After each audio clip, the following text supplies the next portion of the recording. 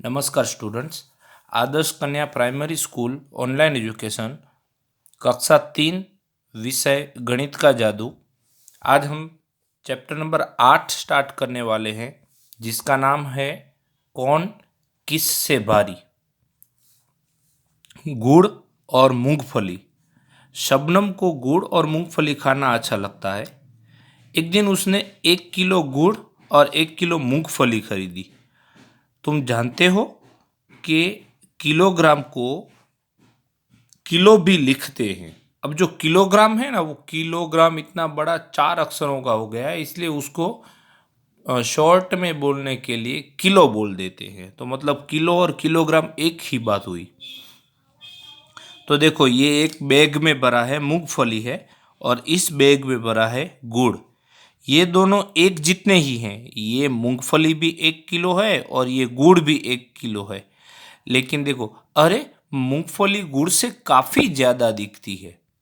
ये दिखती ज़्यादा है लेकिन है तो वो 1 किलो ही, और ये भी 1 किलो ही है।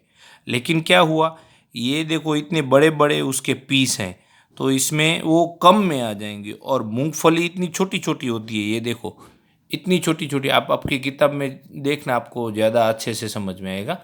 तो वो छोटी छोटी यहाँ पे रहती जाएगी, उसके ऊपर उसके ऊपर उसके ऊपर, तो 1 किलो में बहुत सारी आएगी। इसलिए ये बैग ज़्यादा लगता है। अब जो चीज़ बड़ी होती है ना, तो वो छोटे पैकेट में आ जाएगी, और छोटी छोटी छोटी छोटी होगी तो वो एकदम बहुत बड़ी बैग चाहिए उसको 1 किलो के लिए। क्या मूंगफली सचमुच वजन में गुड़ से अधिक है या सिर्फ ज़्यादा दिख रही है? सिर्फ ज़्यादा दिख ही रही है, बराबर, अधिक नहीं है। वो दोनों 1 किलो ही है।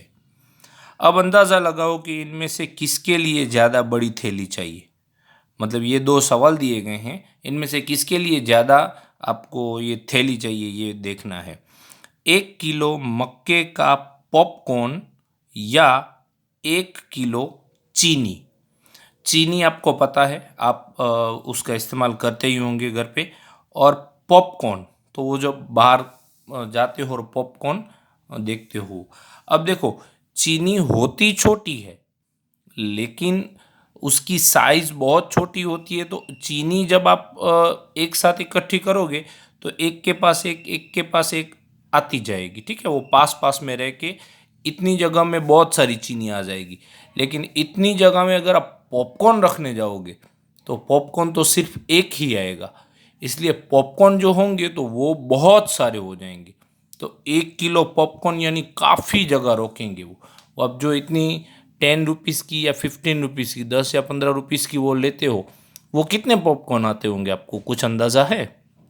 वो आपको ज़्यादा से ज़्यादा 80 या 100 ग्राम के होते होंगे।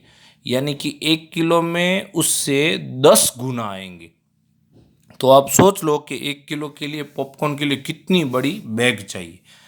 तो मतलब 1 किलो मक्के के पॉपकॉर्न के लिए हमें बड़ी थैली चाहिए, ठीक है। मैं यहाँ पे ये जो लाइन कर रहा हूँ वो आपको सिर्फ लाइन ही नहीं करनी है, आपको ये कॉपी में पूरा यहाँ पे ये सवाल लिखना है। उसके सामने लिखना है कि 1 किलो मक्के का पॉपकॉर्न के लिए बड़ी थैली चाहिए, ऐसे। दूसरा है 1 किलो मटर या 1 किलो आलू।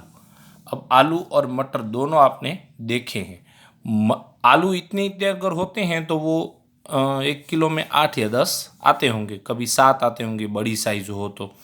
और मटर इतनी इतनी जगह रोकते हैं, तो मटर के लिए बड़ी वाली थैली चाहिएगी। इसलिए 1 किलो मटर के लिए हमें बड़ी थैली चाहिए। बाजार जाओ और देखो कि तुम्हारा अंदाज़ा कितना सही था। अब पेज नंबर 114 पे एक बहुत अच्छी सी स्टोरी जैसा दिया गया है। कद्दू और टमाटर। आपको दोनों पता ही है, टमाटर ऐसे होते हैं, आपने देखे ही हैं, खाए भी हैं, और ये कद्दू होता है बड़ा।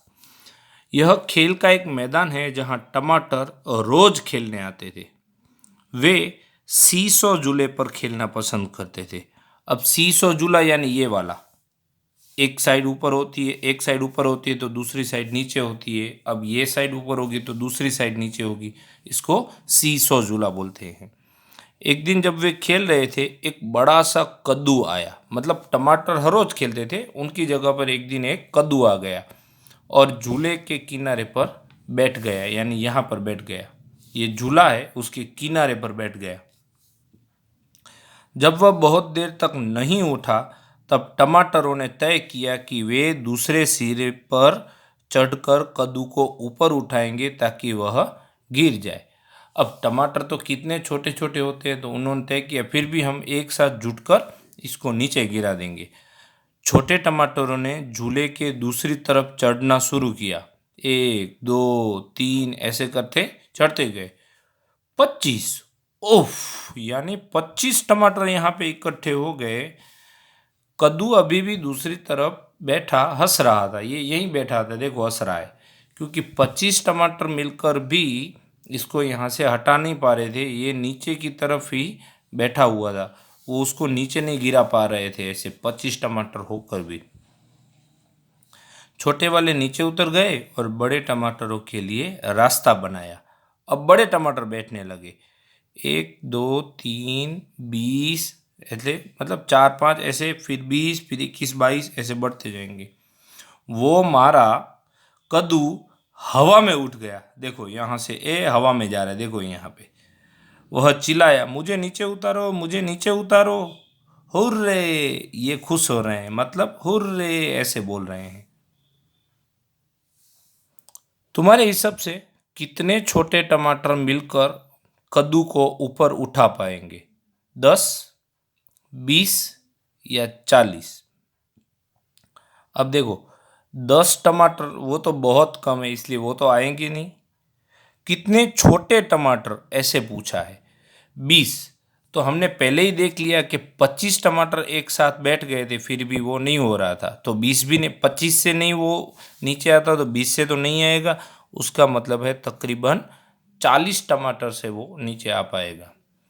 कितने बड़े आम मिलकर कद्दू की बराबरी कर सकते हैं? अब यहाँ पे आपको आम दिखाई दे रहा है, आपकी किताब में देखना, ये रहा आम। तो ऐसे यहाँ पे कितने आम रखेंगे तो वो कद्दू की बराबरी कर पाएगा, यानी एक एक समान वो एक सीधी रेखा में आ पाएगा ये वाला वजन। तो वो आपको अंदाज़ा लगाना है। तो मेरे ख्याल से 15 या 20 आम हो सकते हैं, बड़े आम। हाँ, कितने कद्दू मिलकर सीसो झूले पर तुम्हारी बराबरी कर सकते हैं? अब आपकी बराबरी की बात है, तो सबसे पहले आपको आपका वज़न आपको आपका वज़न पता होना चाहिए। सबका वज़न अलग अलग होता है, तो आपका वज़न पता चलने पर ही ये सवाल का उत्तर आ सकता है। तो ये कद्दू जो है वो तकरीबन 2 किलो का होगा। तो आपका जो वज़न है उससे फिर आप हिसाब कर सकते हो, गिनती कर सकते हो कि वो कितने कद्दू आपकी बराबरी कर सकते हैं। लगभग तुम्हारे यहाँ पे है, अपनी कक्षा में पढ़ने वाले कुछ दोस्तों के नाम बताओ जिनका वजन तुम्हारे अंदाजे से लगभग तुम्हारे बराबर है। आपके साथ तो बहुत सारी सहेलियां पढ़ रही हैं, तो लगभग आपके जैसी, आपके हाइट बॉडी जितनी ही हो वैसी लड़कियों के यहाँ पे 2 या 3 लड़कियों के नाम लिखने हैं। फिर यहाँ पे लिखने तुमसे ज़्यादा है, मतलब तुमसे ज़्यादा हाइट बॉडी वाली दिख रही हो वो लड़की, यहाँ पे उसका नाम लिखना है। और जो छोटी दिख रही हो, जिसका वज़न कम दिख रहा हो, उसका यहाँ पे वज़न लिखना है। अपने हाथ को सीधे रखते हुए एक हाथ में तुम कितनी किताबें उठा सकते हो? मतलब आपको ऐसे हाथ सीधा ही रखना है, यहाँ पे किताबें रखती जानी है, 1 2 3 4। आपका हाथ ऐसे ऐसे गिरना नहीं चाहिए, ऐसे सीधा ही रहना चाहिए। तो वो आप ट्राई कर लो कि आप कितनी किताबें रख सकते हो। फिर जो भी उत्तर आए तो यहाँ पे वो उत्तर लिख देना है। उसके वजन से दुगना। भारती के माता पिता स्वतंत्र दिवस को एक अलग तरीके से ही मनाते हैं, क्योंकि भारती का जन्म इसी दिन हुआ था, स्वतंत्र दिन यानी 15 अगस्त। तो ये भारती का जन्म 15 अगस्त को हुआ था। वे भारती के वजन को दुगनी मिठाई खरीदते हैं और उसे गरीब लोगों में बांट देते हैं। जब भारती का जन्म हुआ वह 3 किलो की थी। आज देखो, अब यहाँ पे भारती का पहले वजन करते हैं। भारती जितने भी किलो की हुई उसे दुगने वजन के, मतलब ये भारती के वजन जितने लड्डू और फिर इतनी दूसरी बार यहाँ लड्डू यानी दोगुने हुए ना, तो इतने वो कर देते हैं। आज स्वतंत्रता दिवस है और कुंजमा। अब यहाँ पे कुंजमा है ना, वो गलती से लिख दिया है, यहाँ पे आएगा भारती। यहाँ पे आपको ये कुंजमा काट के भारती लिख देना है। और भारती 5 साल की हो गई है, वह अब 28 किलो की हो गई है। अब अंदाज़ा लगाकर यह पता लगाओ कि किस साल में कुंजमा का नहीं, भारती का ये गलती से दूसरा नाम आ गया है। भारती का वजन कितना था और तब कितनी मिठाई बांटी गई। यहाँ पे भारती की उम्र दी गई है, यहाँ भारती का वजन दिया गया है और मिठाई कितनी बनाई होगी, मिठाई की मात्रा दी गई है।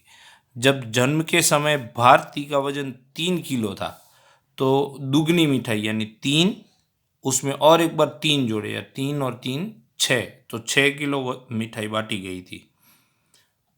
2 वर्ष की उम्र में, सॉरी 1 वर्ष की उम्र में उसका वजन 9 किलो था।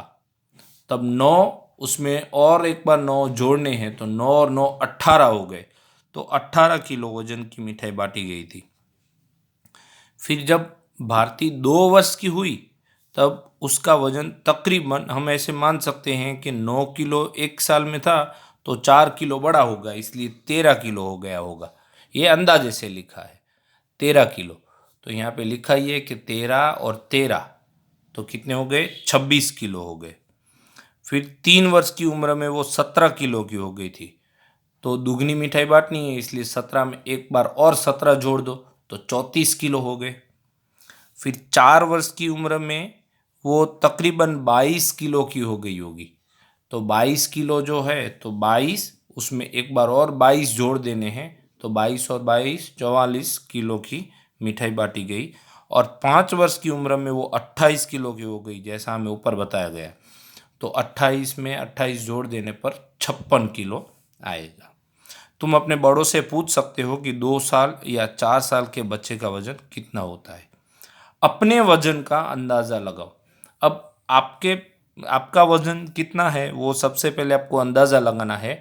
फिर आज के आज ज़रूरी नहीं, जब भी आपको मौका मिले, जब भी आप बाज़ार जाते हो या गार्डन के पास कई वज़न वाले बैठे होते हैं, या फिर आपकी जब स्कूल खुलेगी, तब आप ये वज़न आपको नापना है और फिर देखना है कि आपका अंदाज़ा और आपका सही वज़न उसमें कितना फ़र्क आ रहा है। आज हम इतना ही रखते हैं। पेज नंबर 117 से नेक्स्ट वीडियो में पढ़ेंगे। आज मैंने जितना भी करवाया वो आपको किताब और कॉपी दोनों में लिखना है और उसका फ़ोटो खींच के मुझे भेजना है। Thank you.